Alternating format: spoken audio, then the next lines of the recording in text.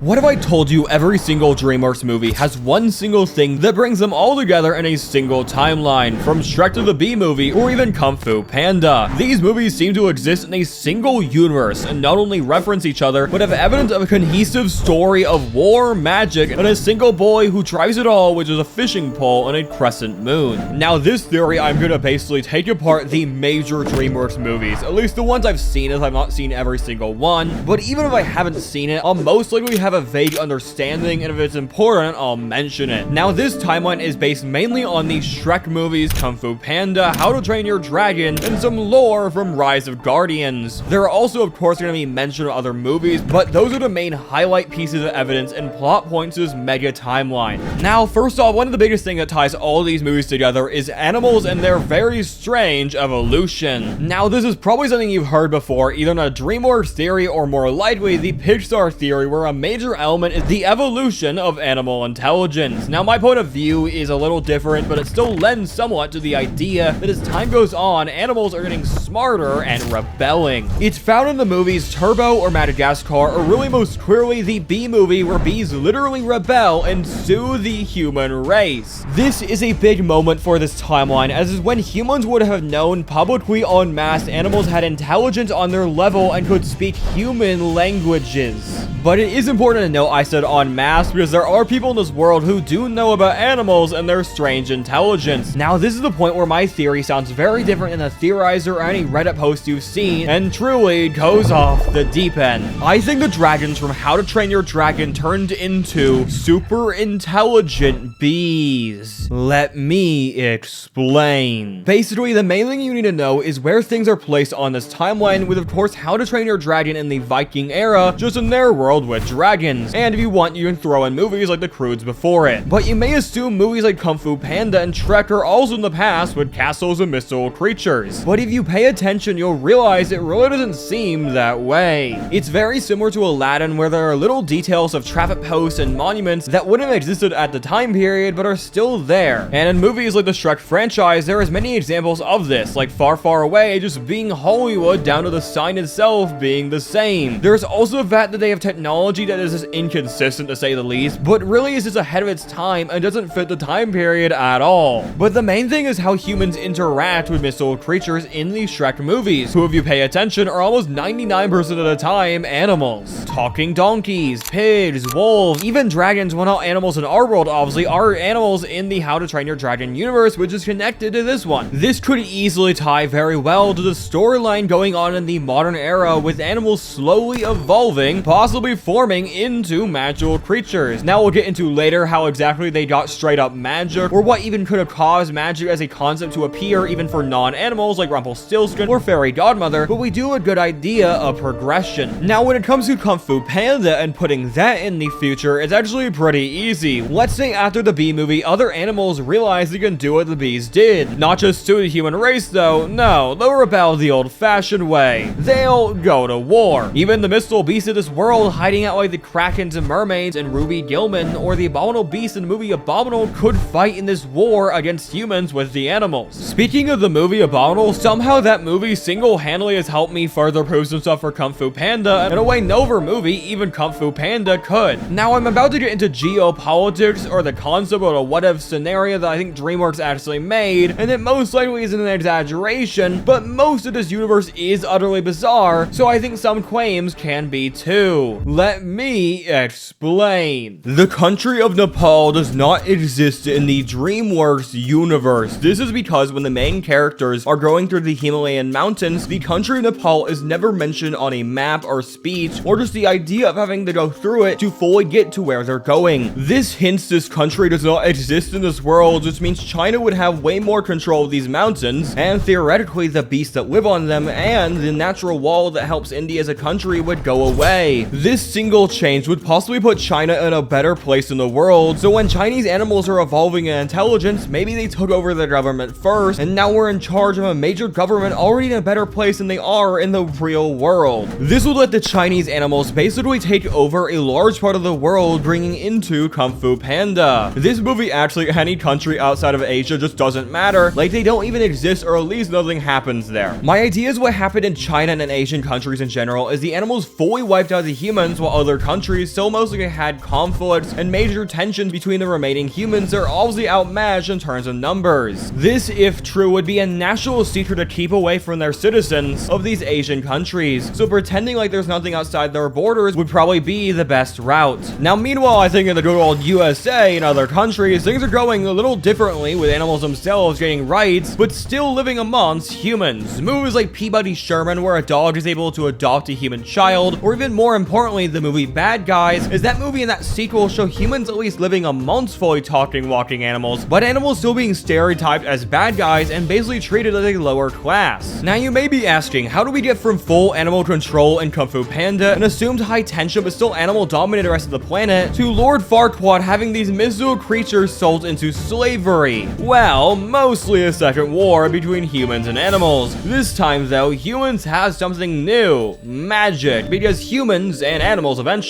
all will get magic in this universe, because magic exists in basically every movie. Don't believe me? Let me explain. There is one running theme that is prevalent in almost every DreamWorks movie: magic. Whether it's viewed as just magic wielded by fairy tale creatures or fairy godmother, or is more interesting like the mystical arts of Kung Fu in Kung Fu Panda, or maybe even the innate connecting power inside of all magical creatures from dragons to mermaids. But really, the single movie that has the most interesting magic to this theory is Rise of the Guardians. It's a movie that came out in 2012, and most would consider it a cult classic, where most people don't really remember it, but those who do love it. The movie, while based on a book series, does very unique things and has very interesting lore implications for this theory. The central idea is that holiday or fairy tale beings like Santa Claus, Jack Frost, or even Sandman are real people and guardians of our world. But the interesting thing is, in this movie, these fairy tale beings were not always these holiday figures. No, a being of higher power found people who died, bringing them back to life, but more reincarnating them as fairy tale beings. Now, the thing is, this man of higher power is someone we actually know. We see him in every movie, for he is the creator of all creation. He is the god of this universe. He is the boy on the moon, or in the words of Santa Claus, the man on the moon. Now, in my opinion, the simple difference of boy and man seems very trivial when all evidence does seem to connect these two forces. The boy on the moon is a being that is human enough to be called man, but also all-seeing and all-powerful, giving the powers and duties to our holiday guardians. One that watches and tells his stories and brings the fairy tales of ours to life in our story, his story. And that is the big thing that connects to and also solves this timeline. The boy on the moon gives power to those he sees fit, but it doesn't always even make sense. He also doesn't even seem that morally good or evil just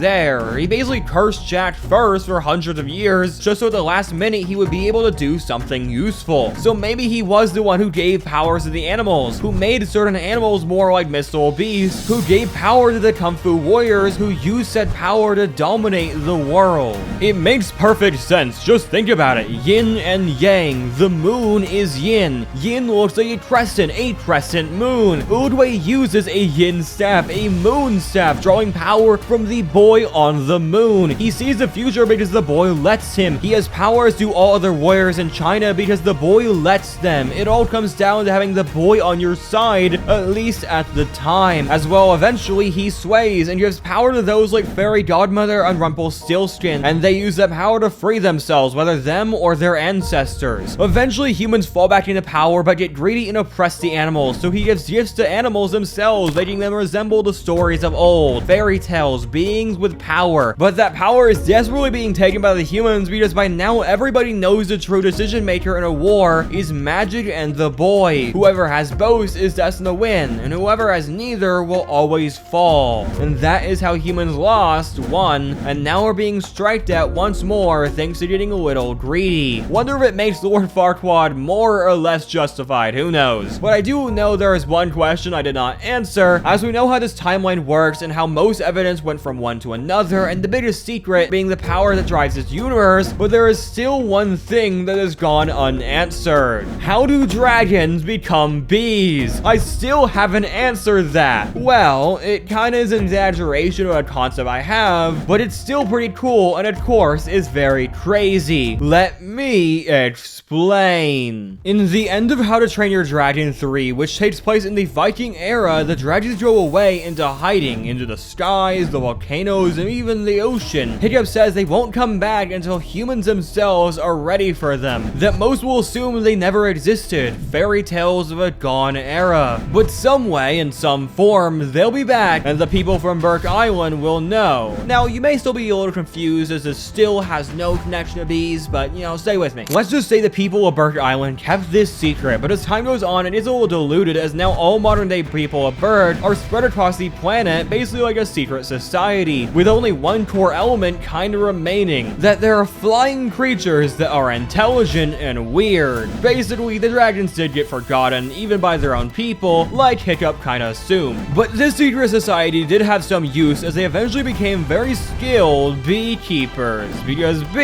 Burke, beekeeper. See, it makes perfect sense. But these beekeepers are not your normal beekeepers because they know what bees are. They know these bees are intelligent. They know the bees can even talk because they know that bees are dragons. According to the bee movie itself, bees break the laws of aviation as they're literally not supposed to fly, but they do. Well, you know what else definitely breaks the laws of aviation? Dragons, beings that are so large but somehow can fly, defy physics literally all the time. It's literally being told to us at the end of How to Train Your Dragon and the beginning of the bee movie. But it doesn't even stop there, because what else is dragons? The dragon warrior from Kung Fu Panda, because they're all dragons. He's a dragon, you're a dragon, I'm a dragon, we're all dragons. And that is the end of the greatest DreamWorks theory, a mega timeline that solves multiple plot holes and conspiracy and only goes off the deep end twice. If you would like more theories just like this one, subscribe and watch the playlist on screen for more. Either way, bye.